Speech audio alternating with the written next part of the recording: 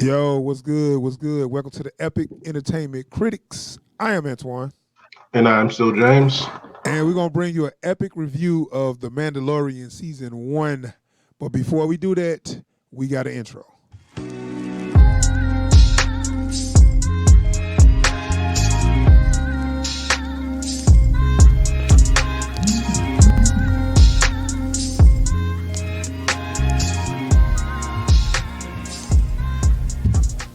All right, we back. So, Mando, as they call him, they actually said his name. I don't know if Yeah. you caught that. Yep. Um, they said his name and took off his mask. That was later. That was the last episode, actually. Yep. So we're gonna do a whole season review, man. So The Mandalorian season one. To me, before we even start getting into detail, man, I want to say this was a damn good show. This is Star Wars. This is the universe George Lucas built back in '77. This is a direct continuation of the original series, from the characters to the sets to all that. Like, and they spent a lot of Yep. time like on stuff like Tatooine and all those places that we don't get to see as much. We only saw in like one movie. It's Yep. almost like they went from just showing us that place real quick to staying there. So now we get to see how people live on Tatooine Yep. and places like that. So I was like, man, I really like this show. What was your overall thoughts on it? You know what? Like this was actually this show was what I had hoped to get from Solo when it came out. Yeah, you're right. Like this is exactly the energy I had been looking for. So when folks asked me now, it's like, why didn't you like Solo? Because it wasn't the Mandalorian, and it should have been. Right. But Right. yeah, man, I 100% enjoyed this show, man. Yeah. Now the Mandalorian is basically he's from the same place that Boba Fett's from, and they got like a little creed. Not. Okay, well we're gonna get to that. They Yeah. like but the Mandalorians got like this little Warriors creed where they. But I'm like, okay, y'all do dirty, y'all do shady things. I don't know how y'all supposed to be this respectable, honor people, but okay, they kind of like mercenaries. I don't know if that's because they what position they in, or they just do that anyway. Part of that is just the position they're in, due to what's happened to their people. Okay. So right, and they got a little creed, and they wear this mask, and they creed is they don't take off their mask for no one, which I don't know why, but that's their thing. Yeah,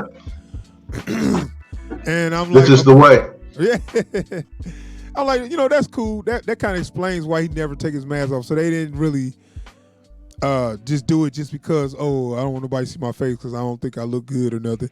You know what I'm saying? They had a solid reason. Right. And it follows this one Mandalorian that he goes on bounty missions. So yeah, one bounty where he's got Baby Yoda, which he found a youngling that's basically the same species as Yoda, and he delivered it and then changed his mind. Like now that was like the third episode, I guess, or whatever. That kind of Yeah. threw me back. It's like, why did he change his mind? Is it because he saved his life? No, I think part of it is just like because it's a kid. Like if he hadn't have found out that there was a kid in that pod, he would the show would have never happened. Like he would just hand it over, took his payment, and walked off. Yeah, I mean, which is kind of true because his backstory, he was a orphan. He got orphaned because his parents died in a war, and somebody took him in. Right. And he just feel like, I guess he feel that connection when there's a kid that's needs some help or whatever. Right. Like So- they show a couple of times over the course of the show, he does have a soft spot for kids. Right, and he's a nice guy too. That he's kind of the same as the Witcher dude. He's trying to act like he's tough and brooding, but he's really like a nice guy. Yeah. And like he always helping people in his way. He always trying to come up with a solution other than just killing them and walk away. Right. So man, all right, I'm talking about some of my favorite episodes, dude. I really like the episode where they pull off this heist. Yeah. Where they got to escape, do a prison escape, and they had Bill Burr on that episode. Yeah. And he was supposed to be an ex-Imperial fighter or shooter, and then Yeah, sharpshooter. yeah, but the Mandalorian was like, that ain't saying much. Hey, I wasn't a stormtrooper, asshole. They took jabs at all the old stuff that everybody knew that didn't work. All the stormtroopers could not shoot nothing. They never actually hit their mark on anything. Man. So they took a shot at that. They went in on some of that stuff, bro. Yeah. And another thing I'm gonna mention is it was later, it was in that last episode, but when they had the stormtroopers or they had them just talking, they banter, it was so funny. I really love just spending time with these dudes. Like, they normal dudes. Just normal dudes.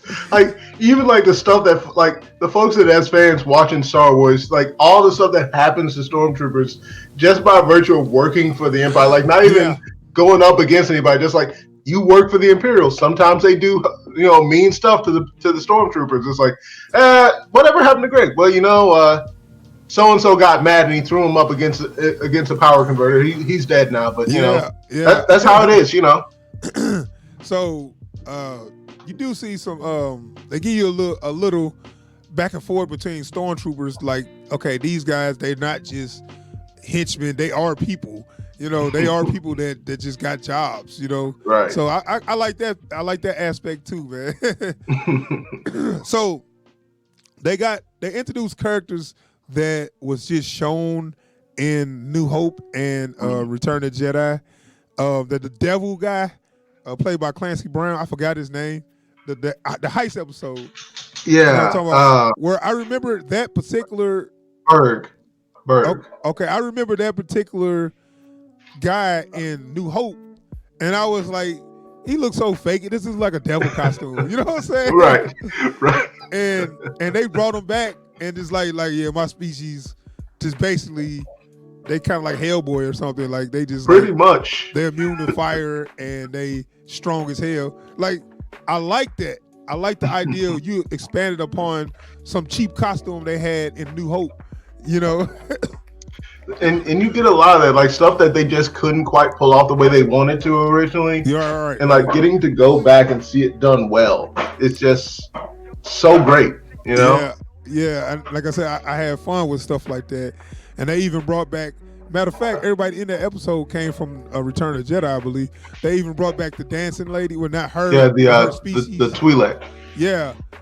So I'm like, okay, we getting to see more in the universe of Star Wars than just the Skywalker family. Right. That's what I really enjoyed about it. And so they bring it home. You need a villain. So I forgot how you say his name. It's Carlos Esposito or something. He's got a Giancarlo Esposito. Okay. As Moff Gideon. Yes. Yeah. So he's a Moff, and that's what made me say, oh, but is his position no longer valid? Like, he just still got men that he's, because the Empire failed. Right. You know what I'm saying? Yeah. So like, I know he was with like the Empire Secret Police back when the Empire was still standing, and supposedly he was supposed to have been put to death already. So yeah. So that's a whole thing. Right.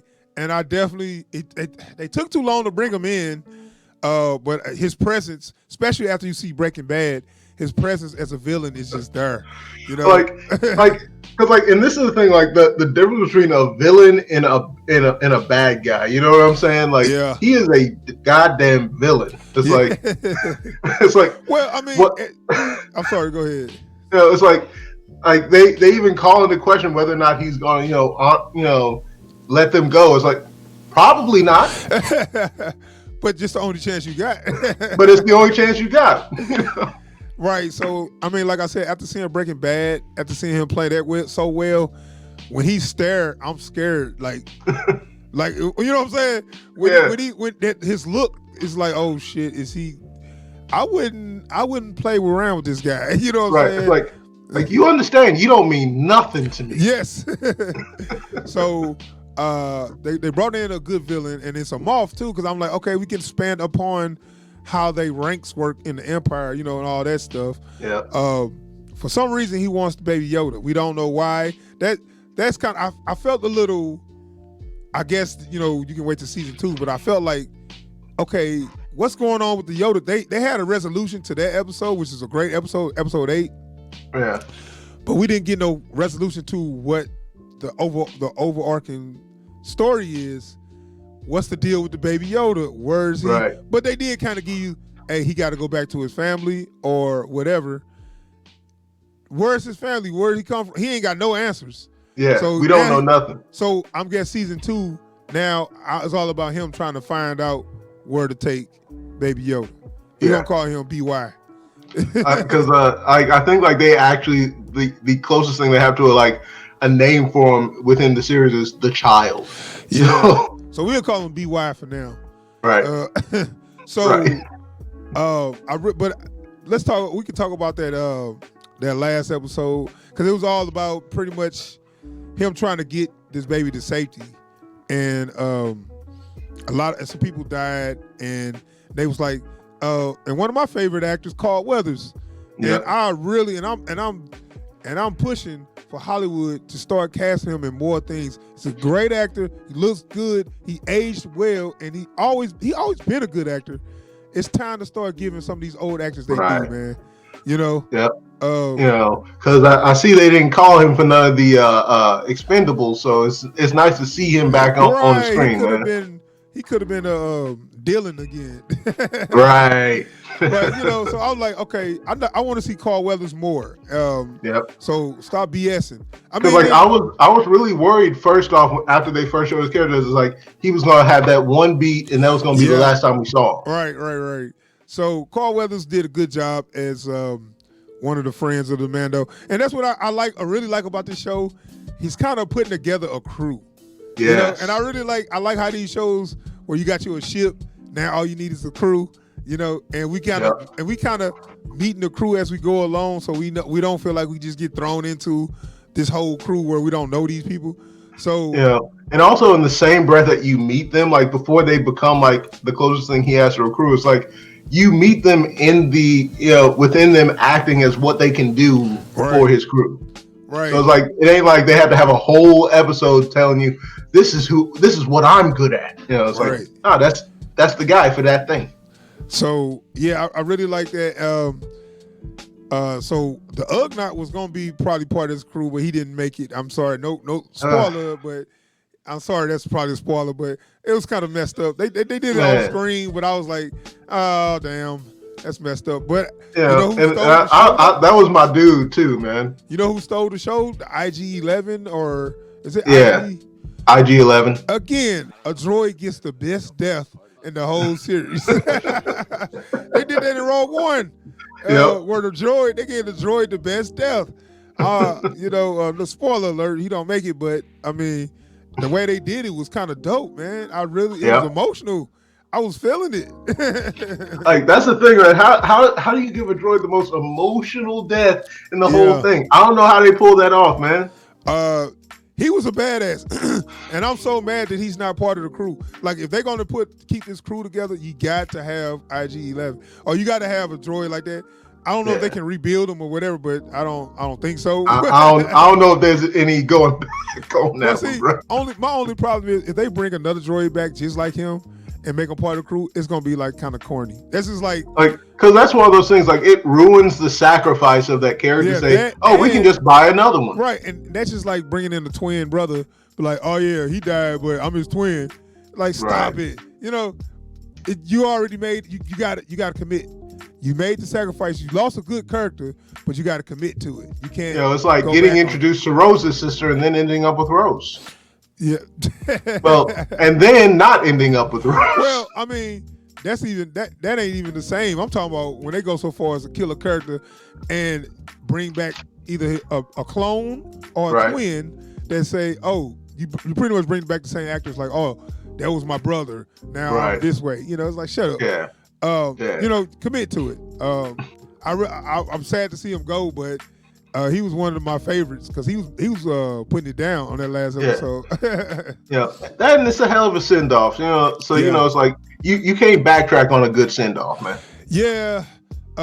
So like I said, I really the last episode they did another thing. They gave him his jetpack. Yeah. Finally gave him his jetpack. Where the whole series he didn't have the jetpack, and in the last episode he finally got the chance to use it. It was pretty dope. A pretty good scene. Yeah. Where the last scene they gave you a good action set piece.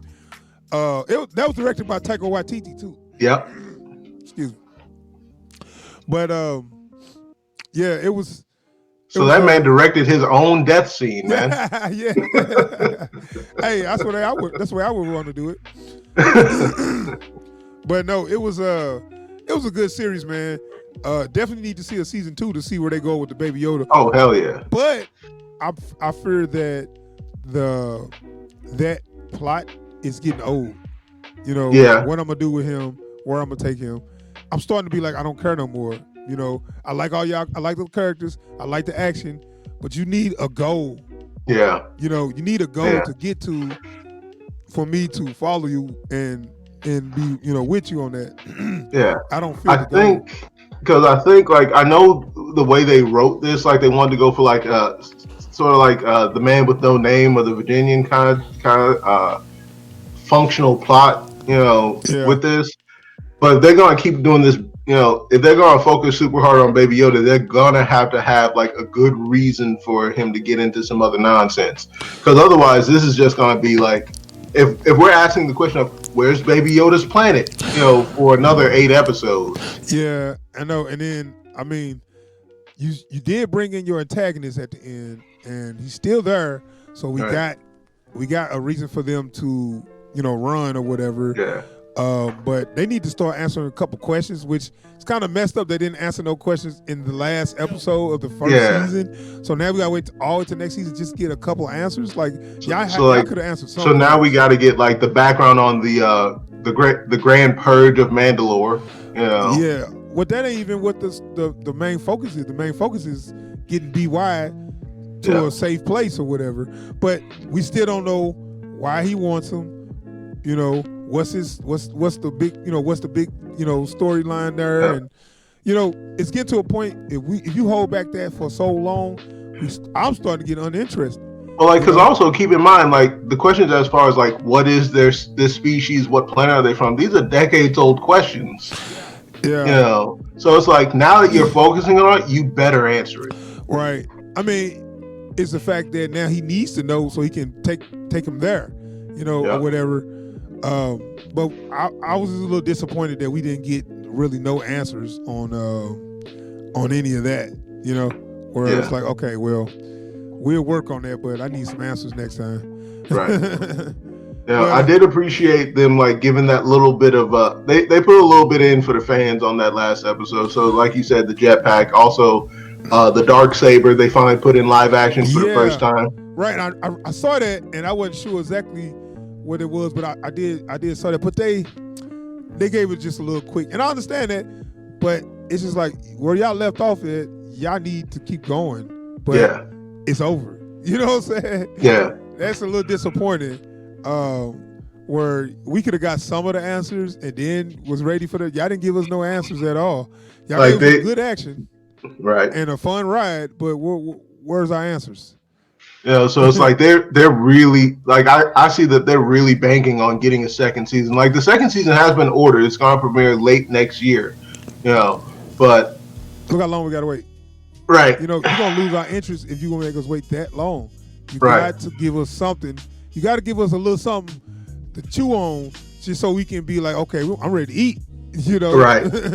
Like I would have said, like if they're gonna do this, like at least have some kind of Star Wars something ready to go to bridge that gap.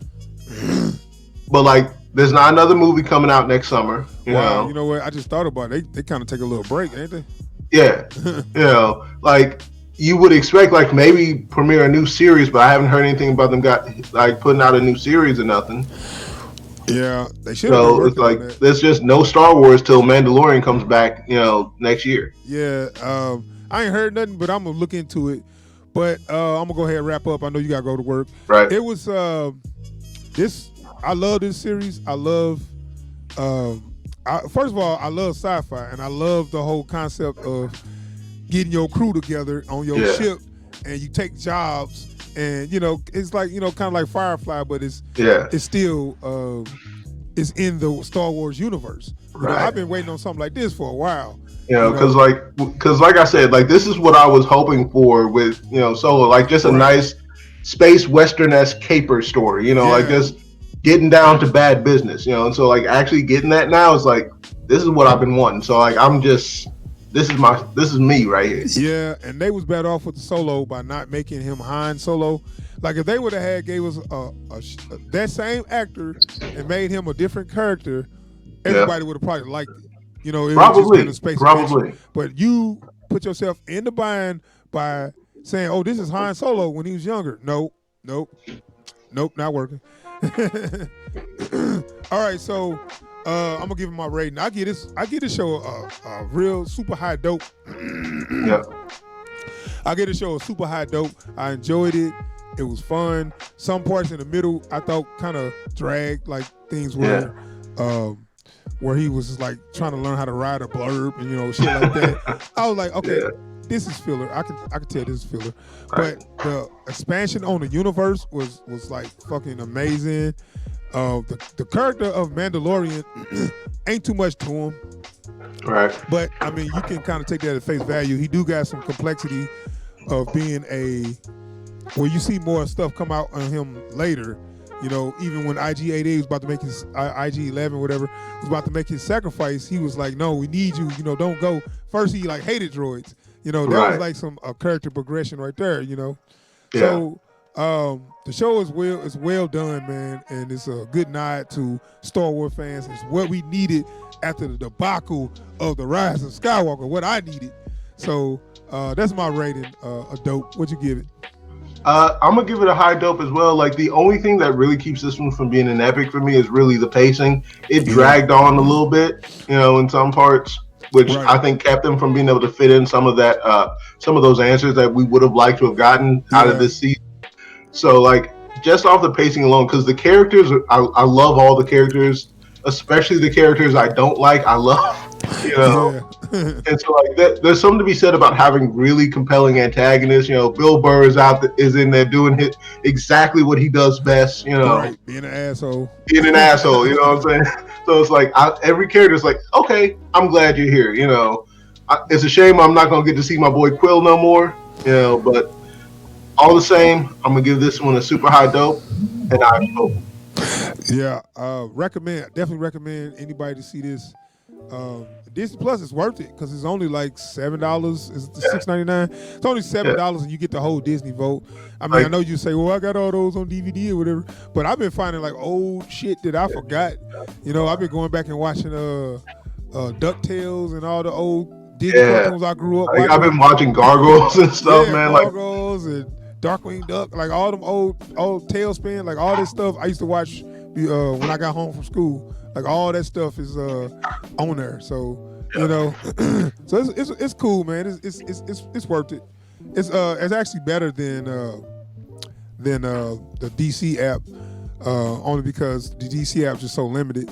But anyway, so all right, that is our review for the Mandalorian season 1. Stay tuned, and we are gonna do some more videos this week. I'll get back to you and let y'all know, but subscribe to the channel and check. Oh, we got to do some movies. I'll talk to you after we get off. But we are out of here. Please appreciate y'all for checking out the video. For sure, like, follow, and stay tuned. Right, please subscribe. Need looking to get those subscriptions up. We're trying to get to 1,000. Got a long way to go. All right, y'all. We out here. Peace. Peace, y'all.